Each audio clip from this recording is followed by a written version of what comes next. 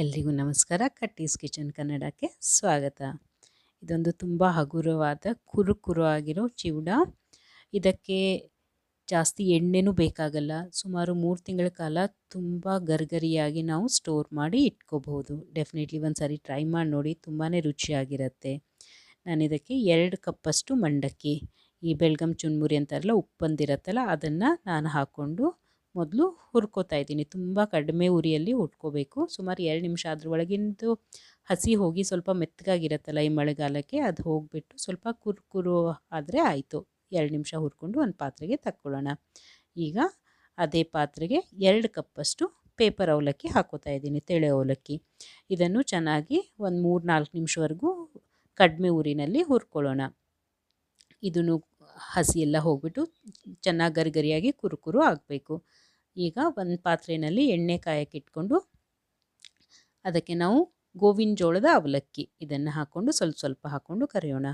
ಇದಕ್ಕೆ ತುಂಬ ಜಾಸ್ತಿ ಎಣ್ಣೆ ಬೇಕಾಗಲ್ಲ. ಅದಕ್ಕೆ ತುಂಬ ದೊಡ್ಡ ಪಾತ್ರೆಯಲ್ಲಿ ಜಾಸ್ತಿ ಎಣ್ಣೆ ಹಾಕ್ಕೊಂಡು ಅದನ್ನೇ ಮತ್ತೆ ಉಪಯೋಗಿಸ್ಕೊಳ್ಳೋಕ್ಕಿಂತ ಚಿಕ್ಕ ಪಾತ್ರೆಯಲ್ಲಿ ಎಷ್ಟು ಬೇಕೋ ಅಷ್ಟೇ ಎಣ್ಣೆ ಹಾಕ್ಕೊಂಡು ಮಾಡ್ಕೋಬೋದು. ಈಗ ಎಲ್ಲ ಗೋವಿನ ಜೋಳ ಅವಲಕ್ಕಿನ ಕರೆದ್ಕೊಂಡ್ಬಿಟ್ಟು ನಾವು ಅವಲಕ್ಕಿ ಮತ್ತು ಚುರುಮುರಿ ಇಟ್ಟಿದ್ದೀವಲ್ಲ ಅದೇ ಪಾತ್ರೆಗೆ ಹಾಕ್ತಾ ಹೋಗೋಣ. ಹೀಗೆ ನಮ್ಮದು ಗೋವಿನ ಜೋಳದ ಅವಲಕ್ಕಿ ಮುಗಿದಾದ್ಮೇಲೆ ನಾವು ಅದಕ್ಕೆ ದಪ್ಪ ಅವಲಕ್ಕಿ ಒಗ್ಗರಣೆ ಮಾಡ್ತೀವಲ್ಲ, ಆ ಅವಲಕ್ಕಿನ, ದಪ್ಪ ಅವಲಕ್ಕಿನ ಅಥವಾ ಮೀಡಿಯಮ್ ಸೈಜ್ ಅವಲಕ್ಕಿ ಅಂತ ಹೇಳ್ತಾರಲ್ಲ, ಅದನ್ನು ಕಾದ ಎಣ್ಣೆಯಲ್ಲಿ ಕರೆದ್ಬಿಟ್ಟು ಅದಕ್ಕೆ ಸೇರಿಸ್ಕೊಳ್ಳೋಣ. ಇದನ್ನು ನಾನು 1 ಕಪ್ಪಷ್ಟು ತೊಗೊಂಡಿರೋದು. ಅವಲಕ್ಕಿ ಮುರುಮುರೆ 2 ಕಪ್ ತೊಗೊಂಡ್ರೆ, ಗೋವಿನ ಜೋಳ ಅವಲಕ್ಕಿ ಮತ್ತು ಕರ್ದ ಅವಲಕ್ಕಿಗೆ ದಪ್ಪ ಅವಲಕ್ಕಿ ಎರಡನ್ನೂ ನಾನು 1 ಕಪ್ ತೊಗೊಂಡಿದ್ದೇನೆ. ಸುಮಾರು 25-30 ಗೋಡಂಬಿ, 20-25 ಬಾದಾಮ್ ಹಾಕ್ಕೊಂಡು ಸುಮಾರು 1 ನಿಮಿಷ ಹುರ್ಕೊಂಡಾದಮೇಲೆ ಅದಕ್ಕೆ 25-30 ದ್ರಾಕ್ಷಿ ಸೇರಿಸ್ಕೊಳ್ಳೋಣ. ದ್ರಾಕ್ಷಿ ಬೇಗ ಆಗುತ್ತೆ, ಅದಕ್ಕೆ ಫಸ್ಟ್ ಗೋಡಂಬಿ ಮತ್ತು ಬಾದಾಮ್ ಹುರ್ಕೊಂಡು ದ್ರಾಕ್ಷಿ ಉಪ್ಕೊಳ್ಳೋ ಅಷ್ಟೊತ್ತಿಗೆ ನಮ್ಮದು ಗೋಡಂಬಿ ಬಾದಾಮ್ ಗೋಲ್ಡನ್ ಬ್ರೌನ್ ಕಲರ್ಗೆ ತಿರುಗಿರುತ್ತೆ. ಇದನ್ನು ಅದಕ್ಕೆ ಸೇರಿಸ್ಕೊಳ್ಳೋಣ. ಇದು ಎಲ್ಲ ಡ್ರೈ ಫ್ರೂಟ್ಸ್ ಇರೋದಕ್ಕೆ ತುಂಬ ರುಚಿಯಾಗಿ ರಿಚ್ಚಾಗಿ ನವರತ್ನ ಚಿವಡ ಅಂತ ಹೇಳ್ತಾರಲ್ಲ, ಆ ಥರ ರೆಡಿಯಾಗತ್ತೆ.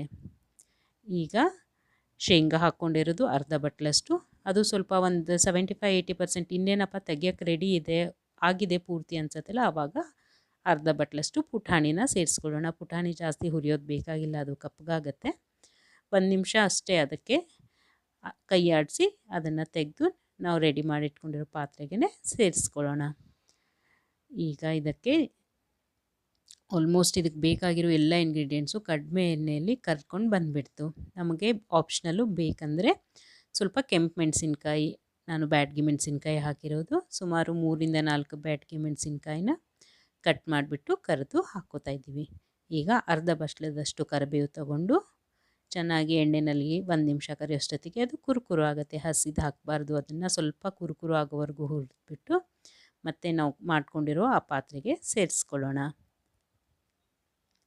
ಈಗ ಉಳಿದಿರೋ ಎಣ್ಣೆಯಲ್ಲಿ ಅರ್ಧ ಚಮಚೆಯಷ್ಟು ಹಿಂಗು, ಅರ್ಧ ಚಮಚೆ ಅರಿಶಿನದ ಪುಡಿ, ಸುಮಾರು 3 ಚಮಚೆಯಷ್ಟು ಅಚ್ಚ ಖಾರದ ಪುಡಿ, ಇದು ಬ್ಯಾಡಗಿ ಖಾರದ ಪುಡಿ, ಮತ್ತು 1 ಚಮಚೆಯಷ್ಟು ಧನಿಯಾ ಪುಡಿ, ಕೊತ್ತಂಬರಿ ಬೀಜದ ಪುಡಿ, ಇದನ್ನು ಹಾಕಿಬಿಟ್ಟು ಫ್ಲೇಮ್ ಬಂದ್ ಮಾಡ್ಕೊಳ್ಳಿ. 1 ನಿಮಿಷ ಕೈ ಆಡಿಸಿ ನಾವು ಮಾಡಿಟ್ಕೊಂಡಿದ್ದೀವಲ್ಲ ಮಿಕ್ಸ್ಚರು, ಅದಕ್ಕೆ ಮಸಾಲೆ ಪೇಸ್ಟನ್ನು ಸೇರಿಸ್ಕೊಳ್ಳೋಣ. ಎಣ್ಣೆಯಲ್ಲಿ ಎಲ್ಲ ಖಾರದ ಪುಡಿ ಮಸಾಲೆ ಹುರ್ಕೊಂಡಿದ್ವಲ್ಲ ಆ ಪೇಸ್ಟ್ ಸೇರಿಸಿ ಸುಮಾರು ರುಚಿಗೆ ತಕ್ಕಷ್ಟು 1.5 ಸ್ಪೂನಷ್ಟು ತೊಗೊಂಡಿರೋದು ನಾನು ಉಪ್ಪು, ಸಕ್ಕರೆ 1 2 ಸ್ಪೂನಷ್ಟು ತೊಗೊಂಡ್ಬಿಟ್ಟು ಚೆನ್ನಾಗಿ ಮಿಕ್ಸ್ ಮಾಡ್ಕೊಳ್ಳೋಣ. ನೋಡಿ ಎಷ್ಟು ಚೆನ್ನಾಗಿ ರೆಡಿ ಆಗ್ತಾ ಇದೆ ಅಲ್ವಾ ಇದು. ಇದನ್ನು ಚೆನ್ನಾಗಿ ಹುರಿದ್ಬಿಟ್ಟು ಅದನ್ನು ಗ್ಯಾಸ್ ಮೇಲೆ ಇಟ್ಟಿಲ್ಲ, ಎಲ್ಲ ಹುರ್ಕೊಂಡಾಗಿರೋದಕ್ಕೆ ಚೆನ್ನಾಗಿ ಸ್ಲೋ ಆಗಿ ಮಿಕ್ಸ್ ಮಾಡ್ಕೊಳ್ಳಿ. ಕುರು ಆಗಿರುತ್ತೆ ಅಂದರೆ, ಇಲ್ಲಾಂದರೆ ಪುಡಿ ಆಗಿಬಿಡತ್ತೆ. ಗೋವಿನ ಜೋಳದ ಅವಲಕ್ಕಿ ಅದೆಲ್ಲ ತುಂಬ ಪ್ರೆಷರ್ ಹಾಕಿದರೆ, ಅದಕ್ಕೆ ಸಾವಕಾಶವಾಗಿ ಮಾಡ್ಕೊಳ್ಳಿ. ನಿಮಗೇನಾದರೂ ಡೌಟ್ ಇದ್ದರೆ ಡೆಫಿನೆಟ್ಲಿ ನಂಗೆ ಕಮೆಂಟ್ ಬಾಕ್ಸಲ್ಲಿ ಕೇಳಿ.